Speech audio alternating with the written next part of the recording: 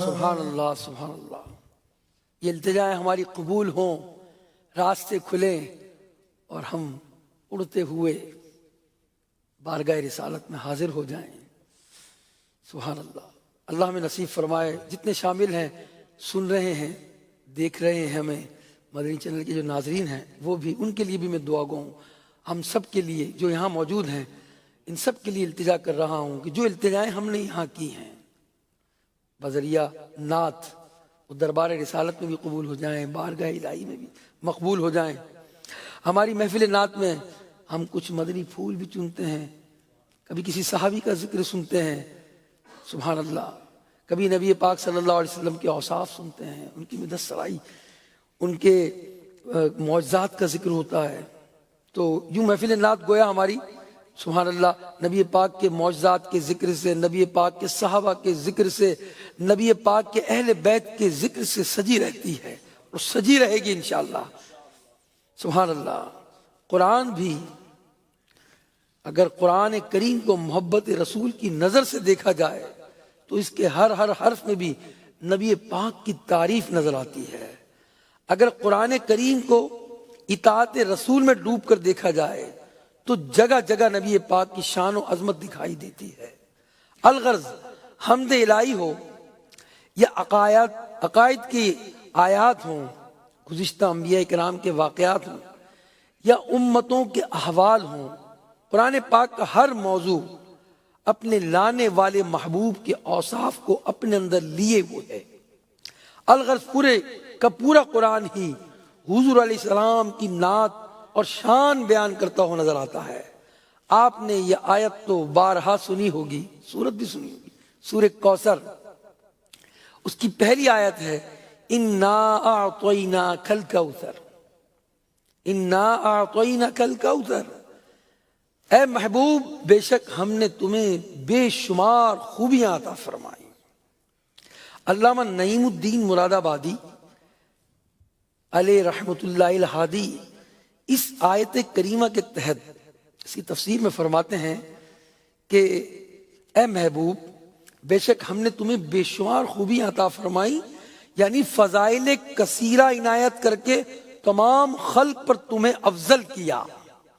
حسن ظاہر بھی دیا، حسن باطن بھی دیا، نسب عالی بھی دیا، نبوت کا اعلیٰ مرتبہ بھی دیا، کتاب بھی عطا فرمائی، حکمت بھی سب سے زیادہ دی، علم بھی دیا اور سب سے پہلے شفاعت کرنے کا اختیار بھی دیا. حوض کوثر جیسی عظیم نعمت بھی دی اور مقام محمود بھی، کثرت امت بھی آپ کے حصے میں ہے. اور اعدائے دین دشمنان اسلام یعنی پر غلبہ بھی عطا کیا، کثرت سے فتوحات بھی آپ کے لیے ہیں اور بے شمار نعمتیں بھی آپ کے لیے ہیں اور بے شمار فضیلتیں بھی آپ کو عطا فرمائی. اس کی طرف اشارہ کرتے ہوئے اعلیٰ حضرت فرماتے ہیں رب ہے معطی، یہ ہے قاسم، رزق اس کا ہے، کھلاتے یہ ہیں. رب ہے معطی، یہ ہے قاسم، رب ہے معطی، یہ ہے قاسم، رب ہے معطی، یہ ہے قاسم، رزق اس کا ہے کھلاتے یہ ہے، رزق اس کا ہے کھلاتے یہ ہے. اِنَّا أَعْطَيْنَاكَ الْكَوْثَرَ، اِنَّا أَعْطَيْنَاكَ الْكَوْثَرَ، اِنَّا أَعْطَيْنَاكَ الْكَوْثَرَ. ساری کثرت باتیں یہ ہیں، ساری کثرت باتیں یہ ہیں. سورہ کوثر میں موجود لفظ کوثر، الکوثر، کثیر سے مبالغہ ہے، یعنی بہت بھلائی. الکوثر جس لفظ سے بنا ہے وہ کثیر، اور کثیر کی ضد ہے قلیل. اور اللہ پاک کی قلیل چیزوں کو ہم شمار نہیں کر سکتے۔ جب قلیل کو شمار نہیں کر سکتے تو کثرت کا کیسے حساب لگا سکتے ہیں؟ کیونکہ اللہ پاک نے فرمایا قل متاع الدنیا قلیل، اے حبیب تم فرماؤ کہ دنیا کا ساز و سامان تھوڑا سا ہے۔ ذرا غور کیجئے دنیا کا سامان کتنا ہے۔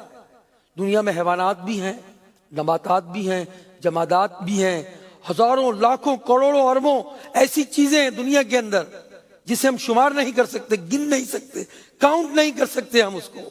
جب تمام دنیا میں ساز و سامان کو کثیر کے بجائے، دنیا کے ساز و سامان کو کثیر کے بجائے قلیل کہا گیا، تو ان فضائل اور کمالات کی عظمت اور کثرت کا کوئی اندازہ ہی نہیں لگا سکتا جو اللہ پاک نے اپنے حبیب کو عطا فرمایا۔ کیونکہ اس کے لیے لفظ کثیر نہیں بلکہ لفظ کوثر بیان کیا گیا، یعنی کثیر در کثیر، یعنی ایسی کثرت کہ جس کا اندازہ ہی نہ لگایا جا سکے۔ سبحان اللہ۔ ظاہر ہے کہ جب رب کریم کے ہاں وہ شے جو قلیل ہے اسے جب ہم شمار نہیں کر سکتے، کاؤنٹ نہیں کر سکتے، تو جو فضائل نبوی کثیر سے بھی بڑھ کر کوثر ہیں تو اس کا شمار کا اندازہ کون لگا سکتا ہے؟ معلوم ہوا کہ نبی پاک کے فضائل کی کوئی حد نہیں، کوئی کاؤنٹ نہیں کر سکتا۔ نبی پاک کو اتنے فضائل دیے گئے، اتنے مراتب دیے گئے۔ کنجی تمہیں دی اپنے خزانوں کی خدا نے، محبوب کیا مالک و مختار بنایا، کونین بنائے گئے سرکار کی خاطر اور کونین کی خاطر تمہیں سرکار بنایا۔ سبحان اللہ۔ نبی پاک صلی اللہ علیہ وسلم کی تعریف اور اوصاف کے بارے میں ہم سن رہے ہیں۔ رب کریم نے اپنے پاکیزہ کلام میں اپنے محبوب کی طرح طرح سے تعریف بیان فرمائی۔ کئی آیات میں حضور کی نعت موجود ہے، کہیں پوری سورت محبوب کے اوصاف بیان کرتی نظر آتی ہے، کہیں محبوب کے قدموں کو لگنے والی خاک کی قسم بیان فرمائی جا رہی ہے، کہیں محبوب کے مبارک شہر کی قسم بیان فرمائی جا رہی ہے، کہیں محبوب سے نسبت رکھنے والی چیز پر جو ہے اس کا ارشاد فرمایا جا رہا ہے، کہیں محبوب سے نسبت رکھنے والی چیزوں کی عظمت اور رفت کا بیان ہے، تو کہیں محبوب کی رات کی تاریکی میں عبادت کو بیان کیا جا رہا ہے۔ الغرض پورا قرآن، پورا کلام الہی حضور کی تعریف بیان کرتا نظر آتا ہے۔ سورۃ دعا کو سنیے آپ، اللہ اکبر۔ والضحیٰ واللیل اذا سجا، یہ مکمل سورت حضور کی تعریف پر مشتمل ہے۔ بالخصوص جو ابتدائی دو آیات ہیں نا، سبحان اللہ، تو بڑے ہی نرالے انداز میں مصطفیٰ کریم کے مبارک چہرے کو چاش کے ساتھ اور مبارک زلفوں کو رات کی تاریکی سے تشبیہ دی گئی ہے۔ فرمایا والضحیٰ واللیل اذا سجا، چاش کی قسم اور رات کی جب وہ پردہ ڈالے۔ ان آیات میں چاش اور رات کی تاریکی سے کیا مراد ہے؟ مفسرین نے اور علماء کرام نے مختلف اقوال اس میں بیان فرمائے ہیں۔ چنانچہ عاشق رسول مفسر سید محمود آلوسی رحمت اللہ علیہ تفسیر روح المعانی میں لکھتے ہیں والضحیٰ سے مراد آپ کی نماز چاش کی قسم ہے، اور واللیل سے مراد آپ کی نماز تہجد کی قسم ہے۔ اور فرمایا بعض نے والضحیٰ سے مراد آپ کی خوشی کی قسم ہے، خوشی کے وقت کی قسم ہے، اور واللیل سے آپ کے غم کے وقت کی اللہ نے قسم ارشاد فرمائی۔ والضحیٰ سے مراد اس وقت کی قسم جب آقا لوگوں کے ساتھ ملاقات میں مشغول ہوا کرتے تھے، اور واللیل سے کیا مراد ہے؟ یہ اس وقت کی قسم ہے جب آقا رات کی تنہائی میں اللہ کریم کی عبادت میں مصروف ہوتے تھے۔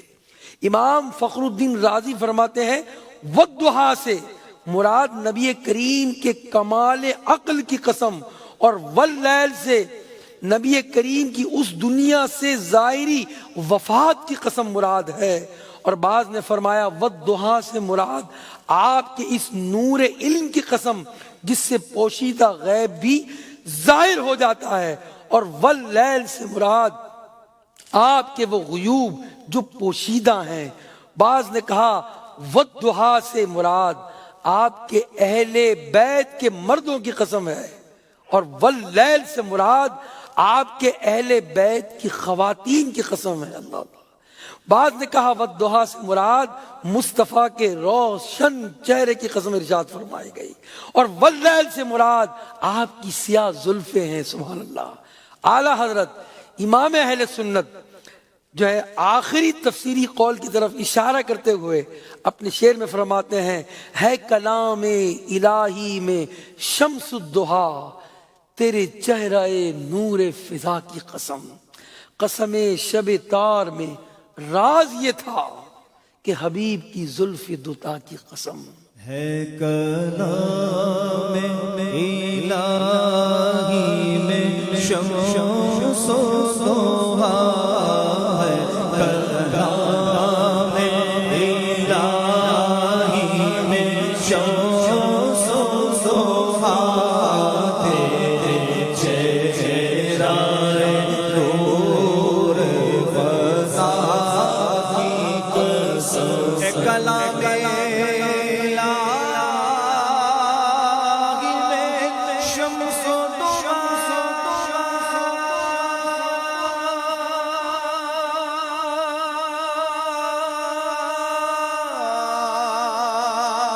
تیرے چہرہ نور فضا کی قسم، تیرے چہرہ نور فضا کی قسم، قسم شب تار میں راز یہ تھا، قسم ششتار میں راز یہ تھا کہ حبیب کی زلف دوتا کی قسم۔ سبحان اللہ سبحان اللہ۔ اللہ رب کریم ہمیں کثرت سے اپنا ذکر کرنے اور اپنے پیارے حبیب کا ذکر کی کثرت کی توفیق عطا فرمائے۔ جو جس سے محبت کرتا ہے نا اس کا ذکر کثرت سے کرتا ہے۔ قرآن میں جس کا ذکر ہے، جس کی راہ گزر کی قسم ارشاد فرمائی جا رہی ہے، جس کے چہرے کی قسم ارشاد فرمائی جا رہی ہے، جس کی زلفوں کی قسم کا ذکر ہو رہا ہے، جس کی زلفوں کا ذکر ہو رہا ہے، سبحان اللہ۔ اللہ رب کریم نبی پاک صلی اللہ تعالی علیہ وسلم کی مدحت سرائی کی ہمیں کثرت کی توفیق دے۔ کتابوں میں نثری صورت میں نبی پاک کے خصائص اور فضائل اور آپ کے جو ہے وہ معجزات کا ذکر ہے، اس کو بھی پڑھیں، ایمان تازہ ہوتا ہے، اور یہ محفل نعت بھی اسی کی ایک کڑی ہے۔ آئیے اب ہم وہ کلام سنتے ہیں جو استاد زمن مولانا حسن رحمۃ اللہ تعالی علیہ نے نقل فرمایا ہے کہ مرادیں مل رہی ہیں، شاد شاہ ان کا سوالی ہے۔ جب مدینے جاتے ہیں نا اور بارگاہ رسالت میں حاضری ہوتی ہے نا، یقین جانیے جو خوشی وہ ہے نا، ایسی کوئی خوشی ہی نہیں ہے کہ بارگاہ رسالت میں حاضر۔ تو پھر جو حاضر ہوتا ہے اس کے لیے کیسی کیسی بشارتیں ہیں، سبحان اللہ، کیسی بشارتیں ہیں۔ ان بشارت جب وہ پائے گا، نبی پاک کے دربار میں جائے گا تو شفاعت کی بشارت اسے ملے گی انشاءاللہ الرحمن۔ منظارہ قبری وجبت لہو شفاعتی، ہے نا، نبی پاک کے روزے پر جو حاضر ہوگا انشاءاللہ الرحمن اس کے لیے شفاعت اس کو نبی پاک کی ملے گی، تو وہ خوش کیوں نہ ہوگا، اور اس خوشی کا اظہار کیسے ہوگا وہ مولانا حسن رضا خان کیسے فرماتے ہیں، سبحان اللہ۔